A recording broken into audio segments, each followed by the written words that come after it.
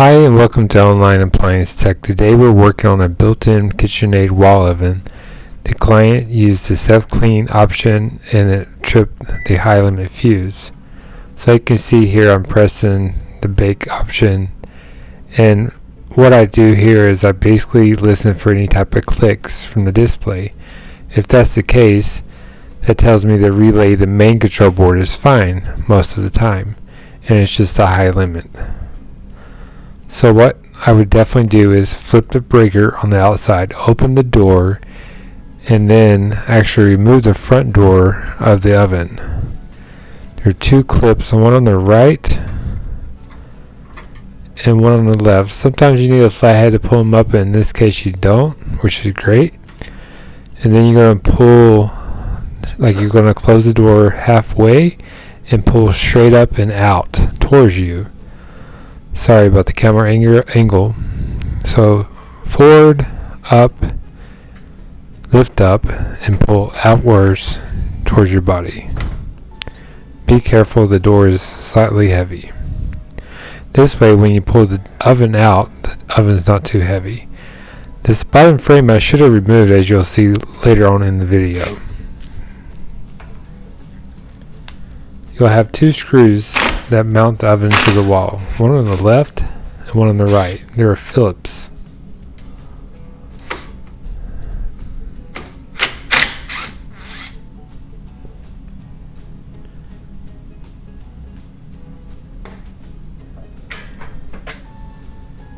And it's great to move the bottom panel screws. So you'll lift up under the oven and pull it kind of halfway out. Get some type of crate or blanket or something like that to slide up under the oven, and some type of carpet or something underneath the crate is good. That way you can slide it on the floor and not worry about scratching it. I recommend having you and someone else pull this oven out. If you don't know how to handle it right, you could hurt your back. And this is a panel I should have removed from the get-go.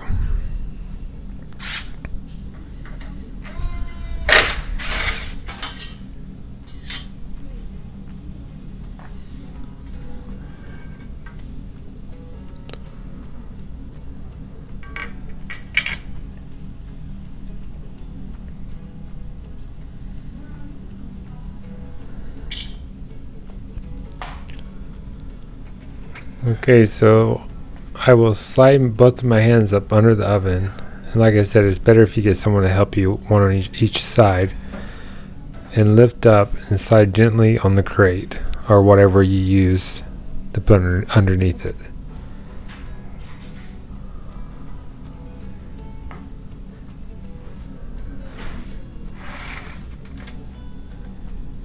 And definitely make sure you have the power off from the main breaker on the outside.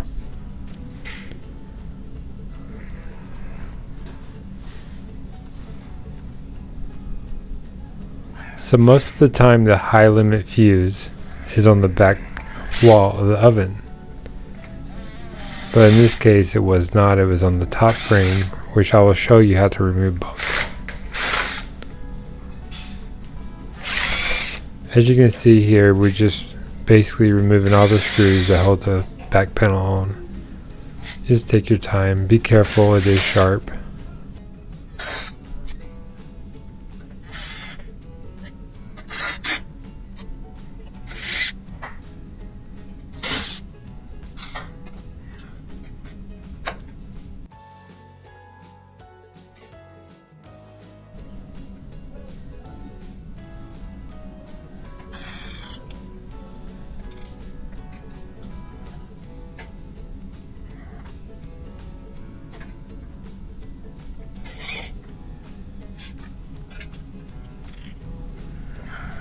Okay, so gently just lift the panel up and put it somewhere safe. I would not recommend putting it on the floor or somewhere where it can fall and scratch the floor. Put it somewhere safe out of the way. Very sharp.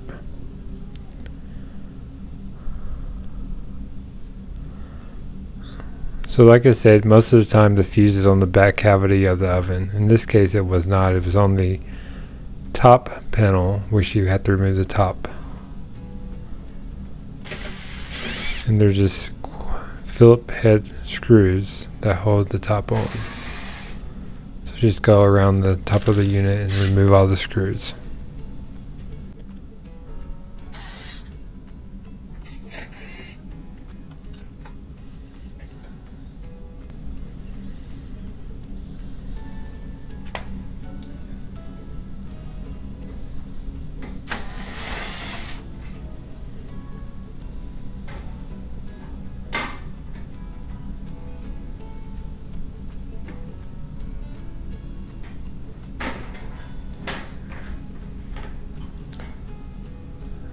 And once removed, just place somewhere safe.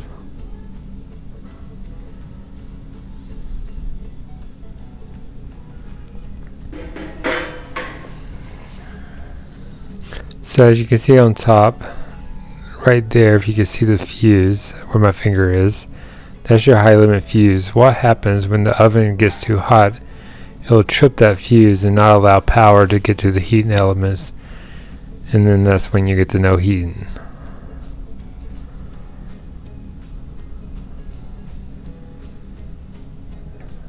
So just take the two Phillips out, and you will remove the harness from the fuse.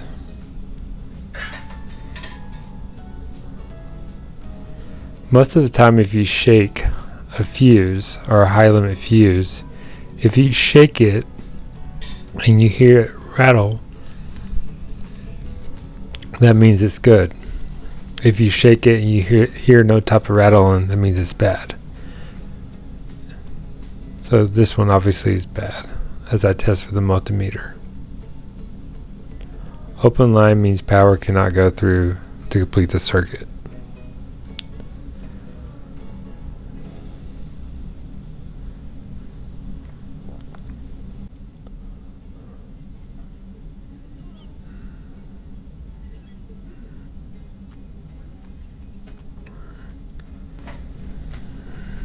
So here's the new part. They call it a thermal fuse. You can call it a high limit fuse. There's many different languages.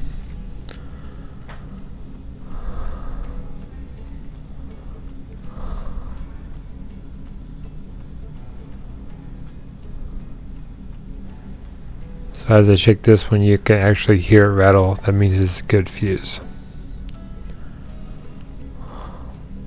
If it doesn't rattle, it's a bad fuse. So that's a good way to test it without having a multimeter also.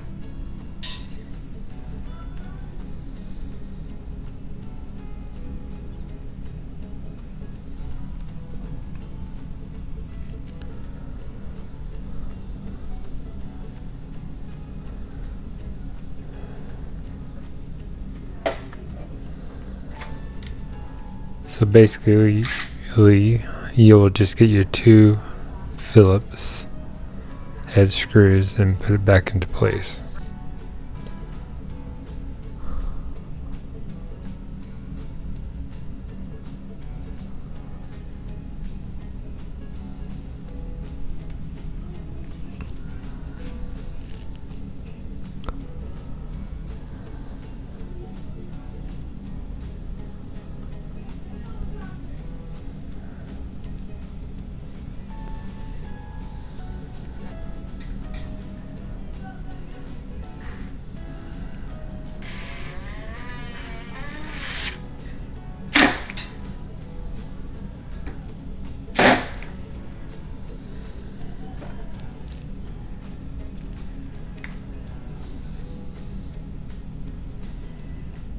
And this is the old fuse, as you can see. When I test with the multimeter again, open line, meaning power cannot go through to complete the circuit.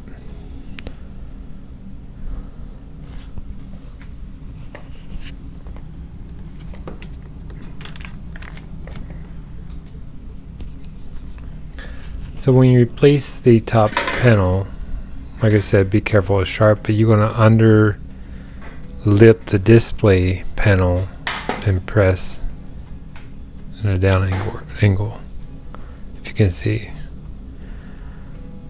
And that way the screws should line up with the housing of the oven.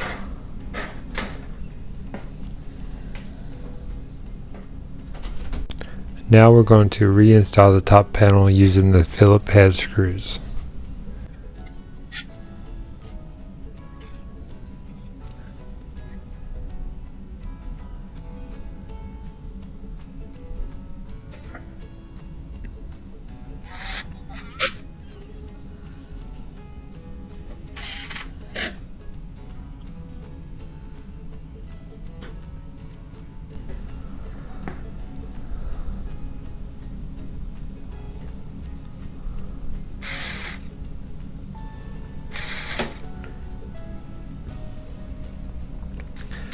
Right here, this screw is actually hard to get in. There's a reason.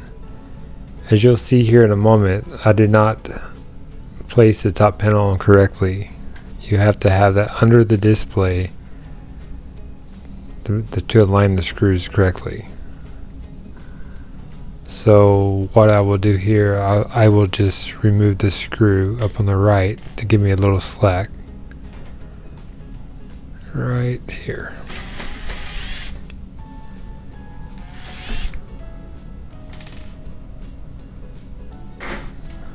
And I'll just slip under the display frame or panel, and as you can see, it lines up perfect.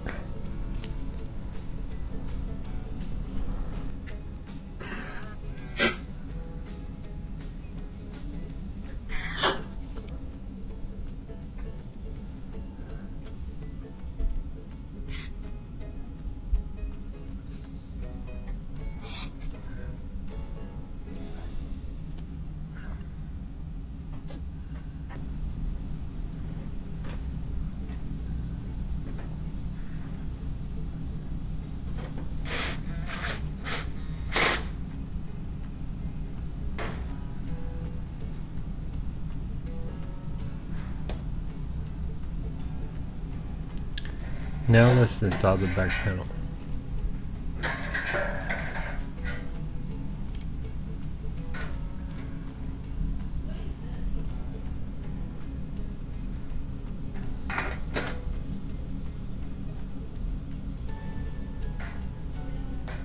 You'll set the back panel down into the housing of the oven and just press in. Take your time, make sure everything is aligned, and reinstall the Phillips screws.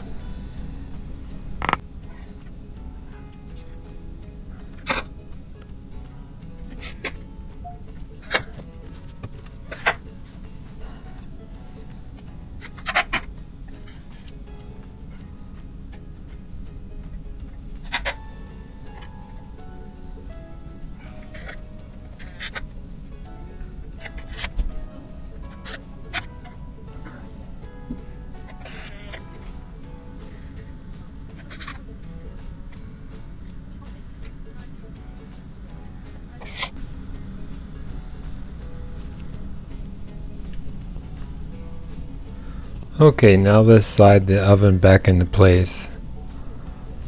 Just kind of line it up the best you can, and then you're going to have you and your partner lift on both sides to slide the oven back in.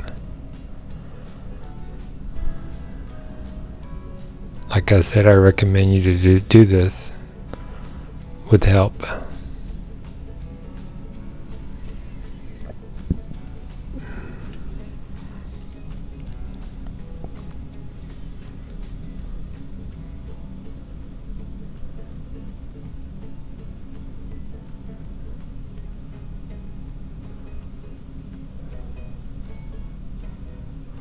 So once you slide back in, just make sure the oven is flush with the wall. Then also make sure the screws are lined up with the original holes.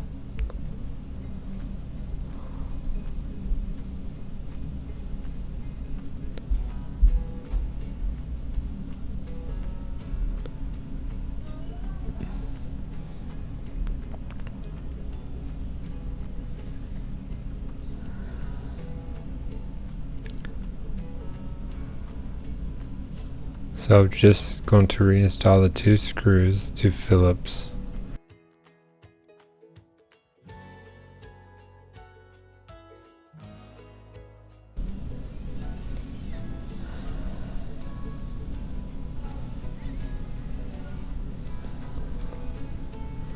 Reinstall the bottom frame. Should be 2 Phillips.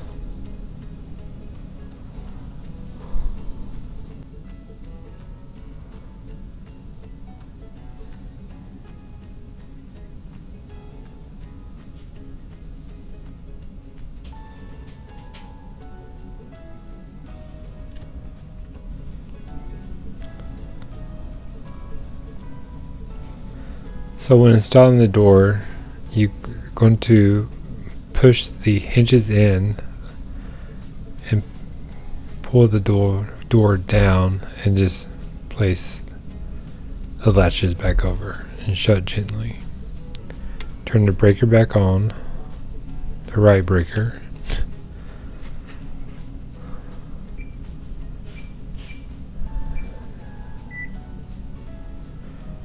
Set your time, press bake, start it up, and see what you have. Starting to get warm, so I say we have a winner. Thank you for watching this video. Please like and subscribe for future tips and videos.